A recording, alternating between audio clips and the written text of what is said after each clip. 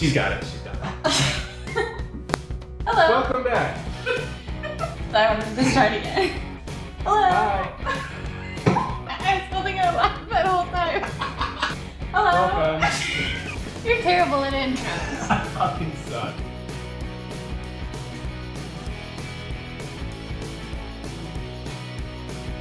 Hello, my name is Anneka. My name's Mike. And today we are going to chat about Kind of living within the city versus living in the suburbs when it comes to Houston life. So I actually live right in the middle of the loop. So the loop, for all of you coming in from outside of Houston, is a literal circle, a highway that just circles in the most inner part of Houston. I'll put a graphic here, unless I can't figure out how. Right. So there's an inner loop and an outer loop, and then the suburbs kind of out from there too. So I live like right in the middle of the inner loop. Yeah, and everything within the inner loop, the 610 loop, is considered in town. I live outside of the Beltway, which is the second of the 3 loops. So The 3. 99, well, 99's not a loop yet. It's proposed, Oh, I see. but there's a lot of it. It's supposed to be, when it's completed, it's supposed to be like 130 something miles of Right. loop. But for all intents and purposes, there are only 2. You are correct. I apologize. But I live outside the Beltway, so I'm in the burbs. And yeah, we're just going to talk a little bit about the differences that come with each, starting with just access. Yeah, so being right inside the loop, I really have access to any and everything. So if I am wanting to go out to the suburbs, I can, and I'm kind of like equidistant to all of them. But also just being in town, I have access to all of these great restaurants and entertainment and really everything that's going on in the city. I'm just right there. I didn't remember what I was saying. What's my issue? No, I'll get there. Hold on. So I have access to all of the restaurants and entertainment and things that might be going on. And there's just lots of options for me. Everything is relatively close. And really, if it's not like 20 minutes away, I probably won't go. Yeah. Which, you know, me, I kind of grew up out of the loop. I was born in the loop, but I grew up outside, and I kind of just got more accustomed to suburban life. So I don't have the access to the diversity of the foods and the diversity of the arts and things like that. You know, in the suburbs, you get a lot more of the chain restaurants. You know, we love Chewy's and Chipotle. We have all that stuff. But we still have our own standalone restaurants out there. There's just not as many. Right. But on the other side of that is I have more access to external things, right? So like state parks that are a little bit farther from the city, I'm closer to when it comes to like natural things like lakes or things like that. When it comes to like nature, I'm a little bit closer to that versus like being, you know, in the city parks. Yeah, there are definitely no lakes in the loop. There's some like hidden ponds. Yeah. In little communities, which when I find them, I'm really excited about. But there's definitely no lakes. Do you feed the ducks? I didn't see ducks in those ponds. Oh. Well, in the suburbs, we have ducks at our lakes. You shouldn't feed them. It was a trick question. Oh. I passed. So, I have access to all of these great things right within the loop. With that, being close to everything, that does go right into the next point of I'm surrounded by just like the hustle and bustle of the city at all times. So, you know, if I'm wanting to head somewhere, you're going to hear all those city noises. And depending on where you live as well, you're going to be hearing some of those city noises. And that's something you take into account for sure. Yeah, you're kind of trapped in the old concrete jungle. The concrete jungle, if you will. If I will. In the suburbs, I don't really have as much of that. You know, we've got these larger communities with larger neighborhoods where the plots, every house is on a bigger plot. You're not stacked up next to each other. You've got more spaced out parks and things like that. And we're not just all on top of each other. Everybody's got their own space. And for me, you know, typically I'm a bit more of a private person anyway, so I like having my own space versus feeling like someone's constantly breathing down my neck. Right. Maybe not as many shared walls, and then also like even different styles of homes that you're able to have a more ranch style single story that you rarely see in the loop. Yeah. Typically, you're going to see multiple story houses because they're trying to take advantage of the lack of space. Right. Which means, like, I can look out almost any window of my house, and if there's a beautiful sunset, I can see it.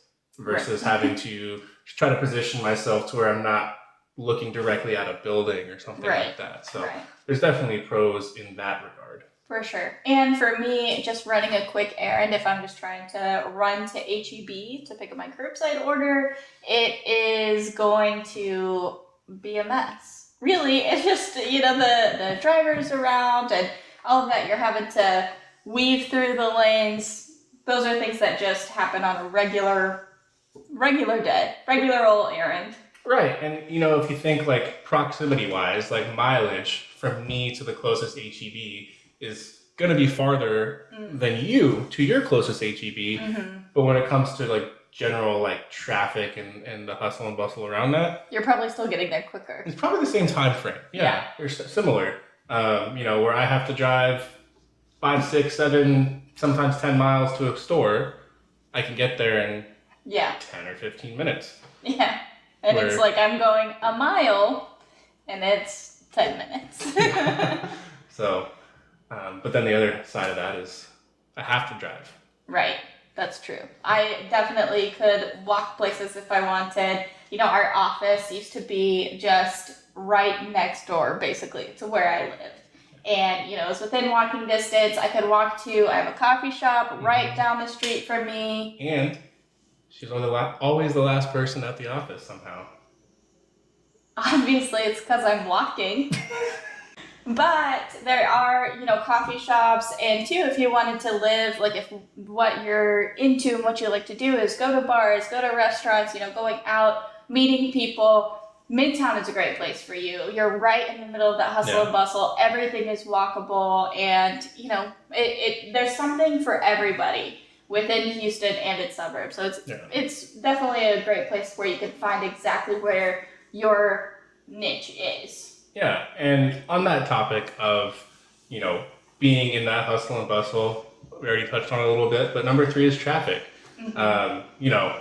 Growing up a little bit farther from the city, I've just kind of grown accustomed to, okay, I've got to go in town for something.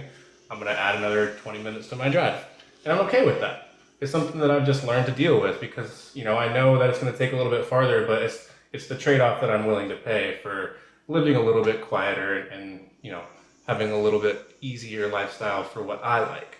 Mm-hmm. And for me, I don't want to be in traffic at all. So I prefer to live right in the loop, right in the middle of town, so that everything that I want to get to is closer. And, I'm dealing with just like the traffic of town, but I'm not having to add an extra commute onto that. And I remember when I first moved to Houston, I actually worked right in the middle of downtown. And I had coworkers who were coming from Baytown and from Sugarland and from the Woodlands. And they were like, woke up at 5 a.m. just to drive here. Yeah. And I was like, oh my God, that's not something that I personally could do because my preference was get in the car, drive 10 minutes, I'm downtown. Right. And don't get me wrong, it's not like I love sitting in traffic. I hate it.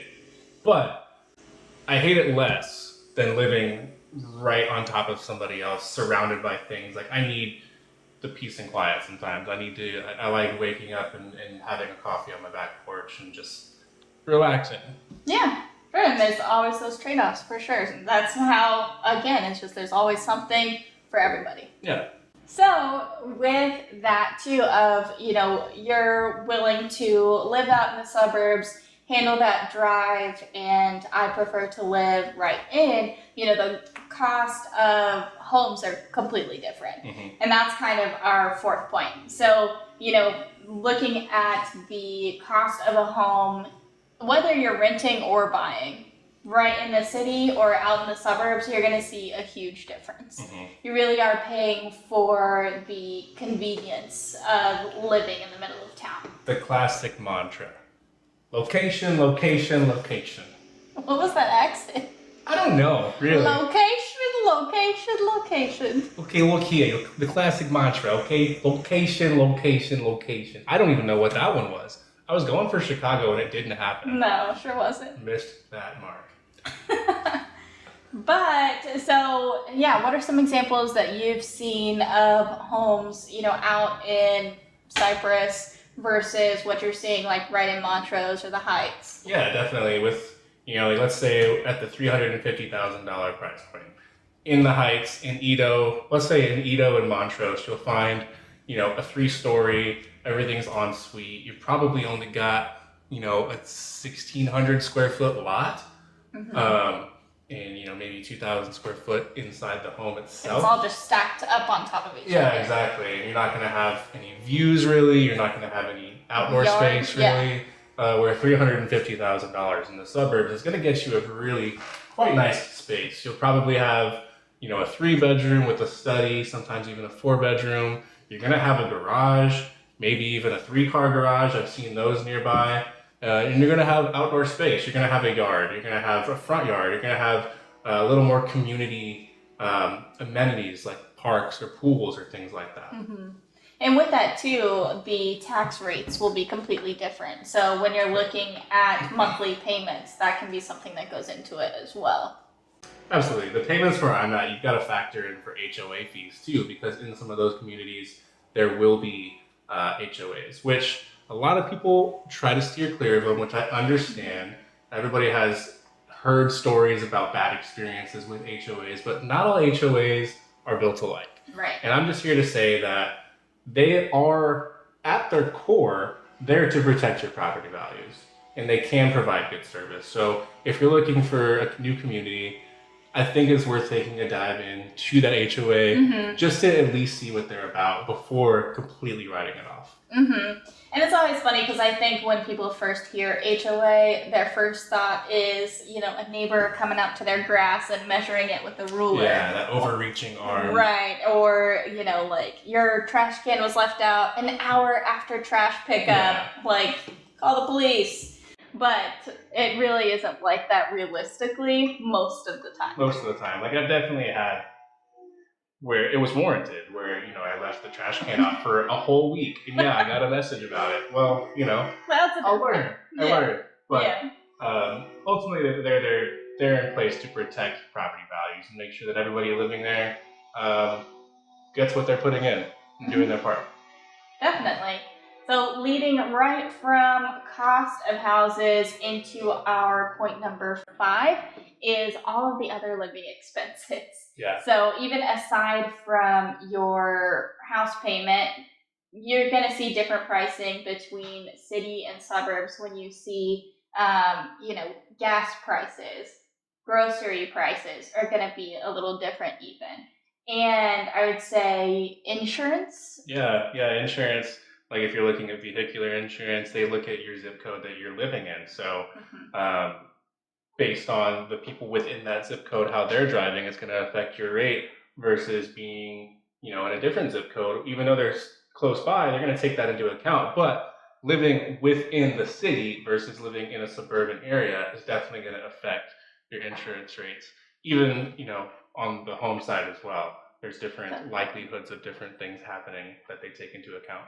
Yeah, because if you're in Houston, the drivers are insane. Within the loop, drivers are crazy. Mm-hmm. It's a stressor every time I leave my house. My blood pressure is not in control. No, I'm never more stressed than when I'm driving, and every time I get home, I'm like... You just don't want to do anything, ever. So yeah, we hope this sheds some light on some of the differences you might not have thought about when it comes to living within the city or in the suburbs. There's a lot of stigmas around both. So we hope this answered those questions and cleared some things up.